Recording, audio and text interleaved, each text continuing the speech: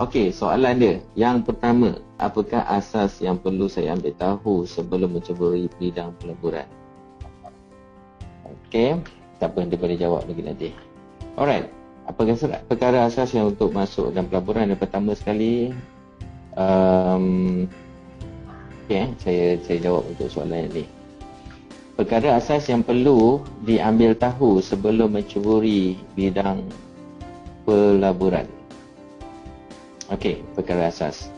Yang pertama sekali, untuk menjawab tentang perkara asas yang perlu dia tahu adalah yang pertama sekali, apa yang dia tahu. Contohnya, apakah yang anda tahu tentang pelaburan? Dan inilah yang menjadi satu titik tolak kepada ramai orang kita yang tidak mahu ambil tahu sebenarnya. So, apa salahnya daripada mula hari ini, perkara asas yang anda tahu adalah ambil tahu. Ambil tahu maksudnya contoh anda nak melabur dekat dalam mas. Okay?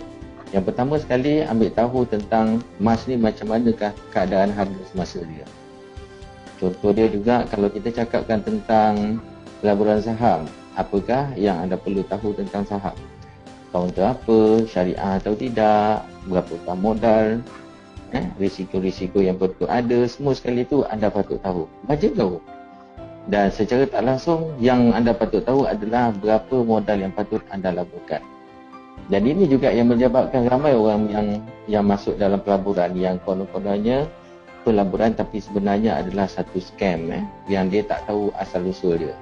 Kerana dia tak tahu sebenarnya yang dia laburkan tu tadi adalah satu benda yang selamat ataupun berisiko pertengahan ataupun sangat berisiko. Contohnya kalau sangat berisiko dalam pelaburan yang dikatakan macam internet lah, macam contoh forex kan. Dan ramai orang dia menganggapkan bahawa setiap pelaburan akan memberikan keuntungan wajib. Sebenarnya tidak. Okey. So benda-benda asas yang macam tu yang anda patut tahulah. Kan? Contohnya macam sekarang ni tengah banyak saya cerita tentang saham. So asas dia adalah anda kena tahu apakah itu saham. Saham yang mana nak beli? Berapakah amount yang patut beli? Berapakah sepatutnya you dapat untung? Kita kena tahu berapa banyak kita untung yang sepatutnya kita dapat untung. Kerana memang sepatutnya kita macam tak tahu untung, tapi sepatutnya kita tahu setiap pelaburan kita itu sepatutnya kita boleh untung berapa. Contoh yang paling senang tadi macam kita cakap sebagai ASB lah. ASB kita dapat untung sebanyak 8%. You dah tahu dah. Dan kemudian bila dah hujung tahun baru tu lah PNB nak wartakan, baru tu you rasa macam nervous. Berapa tunggu. Walaupun roughly setahun you dah tahu dah. Something like that. Benda tu yang you kena tahu dekat dalam asas dan pelaburan. So sama juga dekat dalam mas, yang mana ramai orang ingatkan mas adalah satu pelaburan yang mudah, tapi ia tidak sebegitu mudah. Kerana setiap pelaburan yang you buat, ramai yang tak tahu dan pakai belasah je beli je.